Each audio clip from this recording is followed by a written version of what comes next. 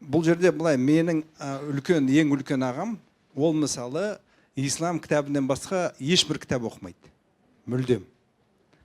Ол сол мына ислам дінінде, ислам әлемінде ол менің нем сияқты, жол көрсеткішім сияқты. Ол маған айтып отырады, мынаны оқы дейді, мына хадисті оқы дейді. Мен оны жаппай барлық кітаптарды оқымаймын. Тек қана сол ағамның көрсеткен кітаптарын оқимын.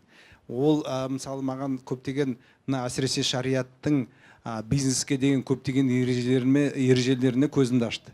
Мен ондай мысалы ережелер бар екенін білген де жоқпын. Мысалы шариатта арнайы нелер бар, задачалар, қалай айтты қазақшасы? Тапсырмалар ма? Тапсырмалар сияқты, иә. Сұрақтар. Мысалы айталық, егін егу үшін біреуінде не бар дейді, не бар, бидай.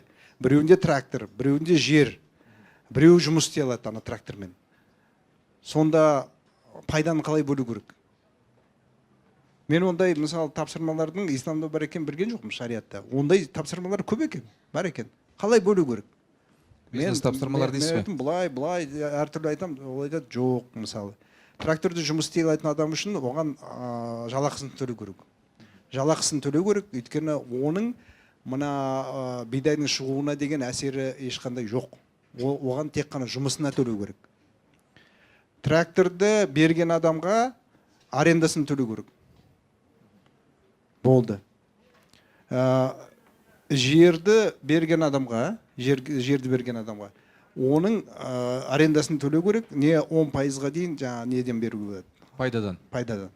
Пайданың бәрін тұқым берген адам алу керек. Өйткені тракторды жұмыс істейтін адам болмаса, онда соқамен, бұқамен да істеуге болады.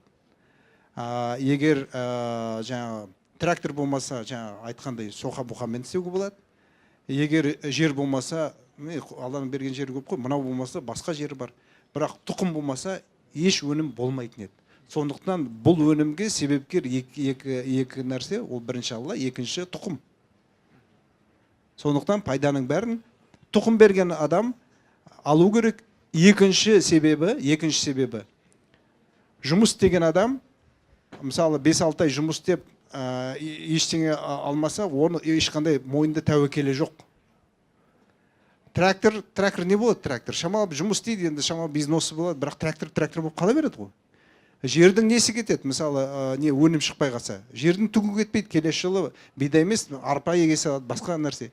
Бірақ тұқым берген адам тәуекелдің бәрін мойнына артып отыр. Тұқым берген адам ғана күнде Аллаға жалынып өнім сұрайды.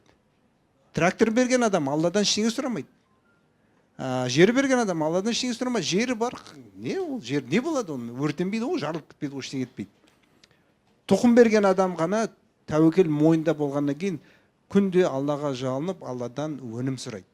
Сондықтан мына тәуекелді мойнына алған адам ғана пайда алуға қақысы бар.